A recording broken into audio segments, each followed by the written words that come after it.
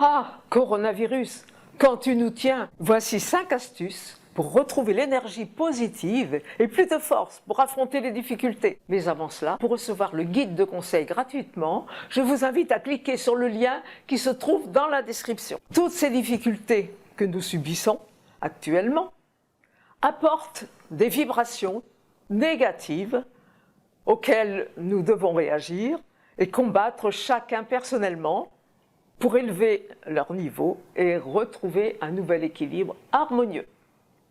Le virus a atteint beaucoup de personnes, ou bien nous en avons subi des conséquences difficiles pour nous ou pour nos proches. Je vous en parle juste après cela.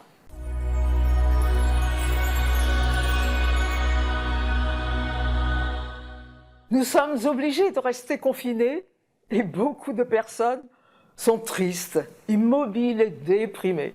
Bien sûr, vous avez entendu parler et vous avez appliqué toutes les consignes. Demandez. Restez chez soi, se laver les mains souvent, tousser dans son coude, éviter de toucher le visage, garder la distance et des déplacements très limités. Et la plupart du temps, nous restons assis sur le canapé, on regarde la télévision, on apprend de mauvaises nouvelles, on dort moins bien et on déprime. Comment y remédier? Il y a 5 astuces. Premièrement, ne restez pas immobile.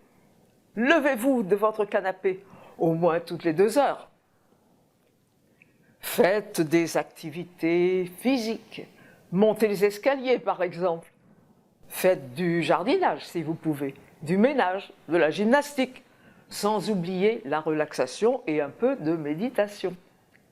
Deuxièmement, évitez la prise de poids pendant le confinement. Quand on s'ennuie, on se dirige à 90% vers des aliments sucrés. Vous pouvez continuer avec 3 repas par jour, mais à condition de ne pas augmenter la quantité de l'apport total de la journée. Quatrièmement, renforcez votre organisme avec des compléments nutritionnels indispensables. Le virus s'attaque aux personnes fragiles, atteintes de maladies cardiovasculaires, de diabète, d'hypertension, de cancer, de problèmes de reins et aussi les fumeurs, bien sûr. Attention aux médicaments anti-inflammatoires et à la cortisone, qui aggravent la propagation du virus. Évitez aussi le paracétamol. Certaines substances peuvent aider à combattre le virus. La vitamine D, par exemple, qui joue un rôle majeur et multiple dans l'organisme. Elle peut limiter le risque d'infection en protégeant les muqueuses. Les acides gras oméga 3. N'hésitez pas à vous complémenter si vous ne mangez pas suffisamment de poissons gras. La vitamine C, le coenzyme Q10 qui active l'énergie des cellules, le magnésium, le complément multivitaminé, etc. Vous savez qu'avec l'âge, les nutriments essentiels ne sont plus en quantité et en concentration suffisante dans l'organisme. Et ces déficiences vous rendent plus faibles et moins résistants aux maladies. Ce ne sont pas des médicaments, mais des compléments nutritionnels. Vous pouvez en parler à votre médecin, car chaque personne est unique. Je vous mets un lien dans la description pour pouvoir vous en procurer si besoin.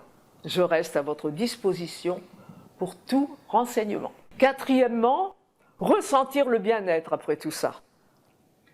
Vous vous sentez beaucoup mieux et en meilleure forme physique et morale. Vous allez retrouver une énergie positive pour sortir du niveau vibratoire bas de la maladie et du stress. Tous ensemble, nous pouvons le faire en nous connectant à notre être intérieur. Cinquièmement, la renaissance. Nous pouvons par exemple créer quelque chose. Nous pouvons entreprendre une activité pour nous concentrer ce qui est bon et retrouver une attitude positive vis-à-vis des événements extérieurs. Nous devons garder des relations en ligne et nous connecter via Internet. Nous pouvons contribuer à de bonnes énergies pour aider dans différents domaines et remonter ensemble la pente des difficultés. Pour être sûr de ne pas rater les prochaines vidéos, abonnez-vous à la chaîne en cliquant sur le bouton rouge correspondant. Merci d'avoir pris le temps de regarder la vidéo. Likez et partagez-la. À bientôt.